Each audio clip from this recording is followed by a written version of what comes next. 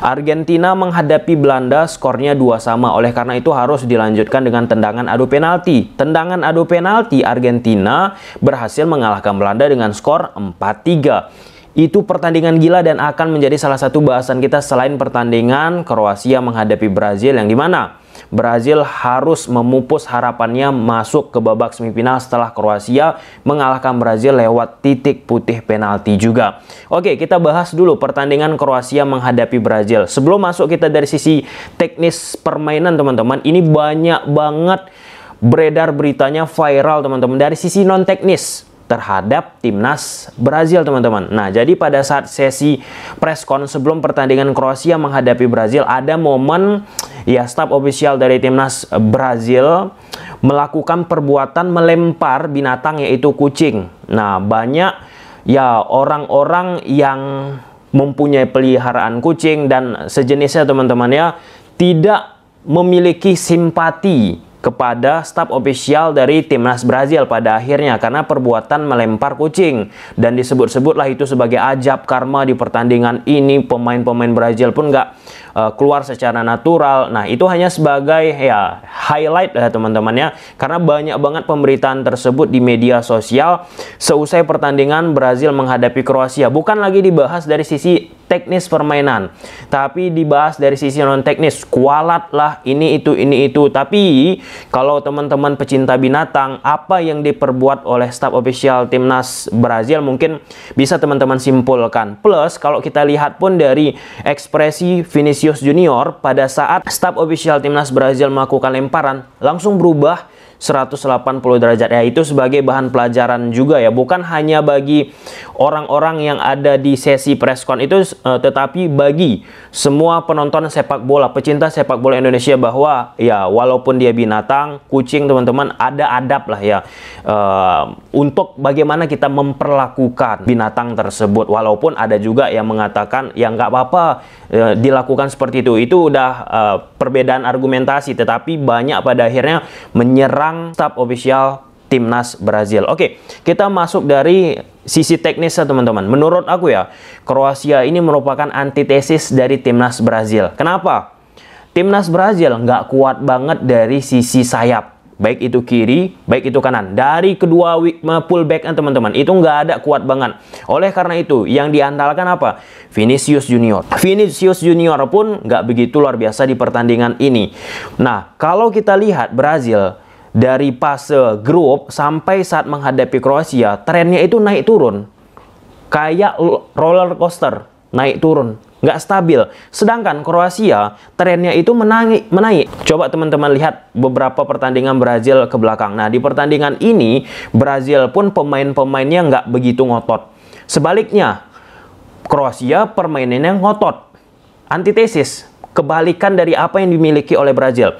Nah, Kroasia gemar melakukan permainan overload, beban yang kuat, beban yang banyak di sektor kiri ataupun sektor kanan dengan 3 versus 2 dan seterusnya teman-teman. Kroasia gemar banget melakukan permainan crossing, baik itu dari kiri, baik itu dari kanan, karena beban yang banyak tadi. Brazil nggak gemar melakukan permainan dari sektor kiri ataupun kanan. Karena apa? Karena tidak memiliki kemampuan dari individu pemainnya. Oleh karena itu, pemain Brazil, contoh, golnya pun tercipta bukan dari sektor flank kiri, flank kanan, tapi dari sisi tengah lewat skill individu yang dimiliki oleh pemain Brazil, terkhusus Neymar teman-teman. Di ruang yang sesak itu namanya needle player. Neymar itu tipe gaya permainannya hampir sama seperti Lionel Messi, dan itu ditunjukkan Neymar. Nah, kebalikannya Kroasia bermain di ruang sesak itu nggak optimal. Di final pass sudah masuk sepertiga lapangan akhir teman-teman, nggak begitu optimal. Hampir sama Kroasia saat menghadapi Jepang di fase grup, hampir sama. Kroasia permasalahannya di final pass, di sepertiga area akhir lapangan teman-teman. Nah, kemudian Kroasia karena tidak mampu bermain dari sektor tengah, bermain di ruang sesak yang aku sampaikan tadi, Kroasia lebih cenderung memanfaatkan permainan crossing.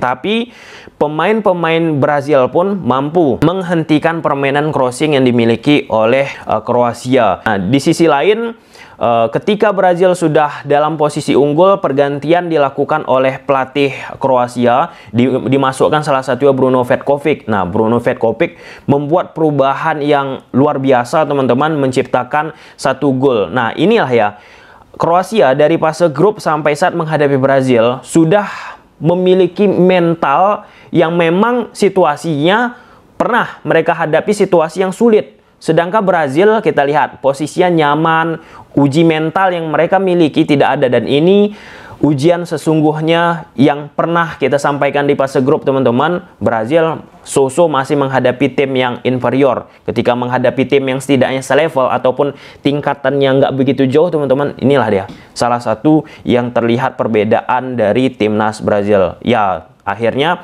pelatih dari timnas Brazil pun dipecat dan Kroasia menunjukkan lagi dan lagi mentalitas yang di sisi mereka sedang dalam posisi sempit bisa keluar dari tekanan tersebut. Oke, kita geser ke pertandingan Argentina, yang dimana Argentina nantinya di babak semifinal teman-teman akan menghadapi Kroasia. Ini Argentina menghadapi Belanda, ini gila pertandingannya. Kalau kita bicara jujur-jujuran ya teman-teman, di babak pertama nggak begitu luar biasa, boring, membosankan seperti apa yang dilakukan oleh Belanda di pertandingan-pertandingan sebelumnya bersama Van Gaal.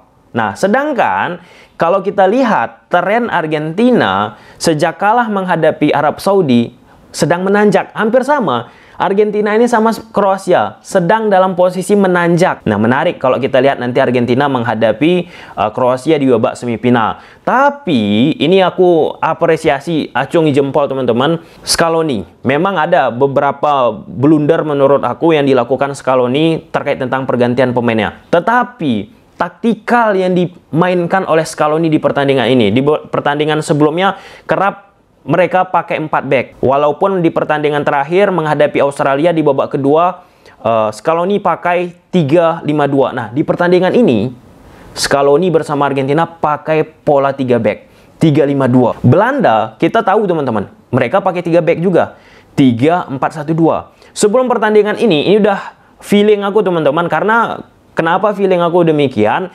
Banyak pertandingan-pertandingan ketika formasinya sama, level kualitas individu yang setara teman-teman, itu akan alot. Kesalahan-kesalahan fundamental, kesalahan-kesalahan ya yang sederhana itu akan menjadi salah satu faktor pembeda selain kualitas ataupun magic yang dikeluarkan oleh salah satu pemain dari kedua negara tersebut. Salah satunya ditunjukkan oleh Messi, ataupun Belanda pun menunjukkan kemampuannya lewat apa? Individu dari timnas Belanda yang tinggi-tinggi. Dan di situasi ini teman-teman, ketika Scaloni pelatih Argentina memainkan pola 3 back, itu udah patut diacungi jempol teman-teman. Karena kalau kita lihat bukan dari sisi komentator ya teman-teman, dari sisi teknis lebih dalam, banyak itu di media sosial ataupun aku sempat banyak juga berdiskusi dengan analisis beneran teman-teman ya di sepak bola, bahwa ketika Argentina menghadapi Belanda, sebaiknya memang jangan menggunakan 4 back, tapi menggunakan 3-5-2 ketika bertahan 5-3-2. Kenapa? Karena posisi akan bertemu satu sama lainnya teman-teman. Itu yang pertama. Yang kedua, lini tengah akan timbul situasi 3 versus 3. Jadi sama jumlahnya.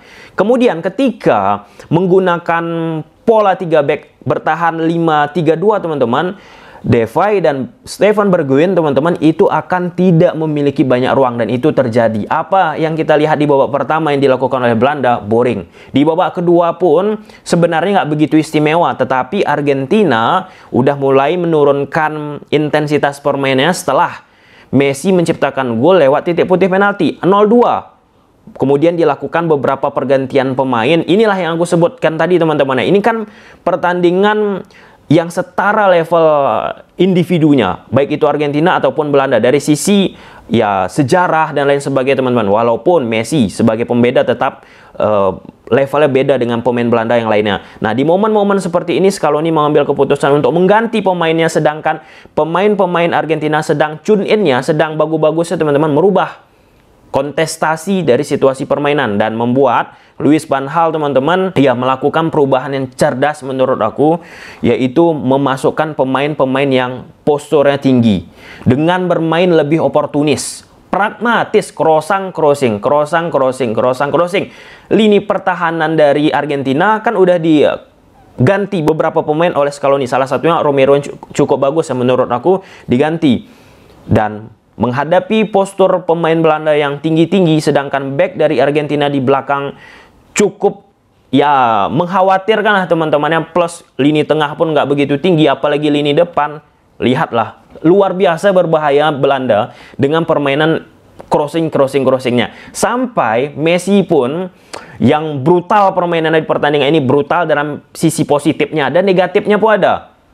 Messi selesai pertandingan terpancing lah ya kepada Louis van Gaal. Louis van Gaal katakan bahwa Belanda bermain baik, ini itu. Messi jawab, apanya yang baik? Sedangkan Belanda aja bermain crossing. Nah, itu terkait tentang teknis permainan. Apa yang dilakukan Van Gaal patut diapresiasi, teman-teman.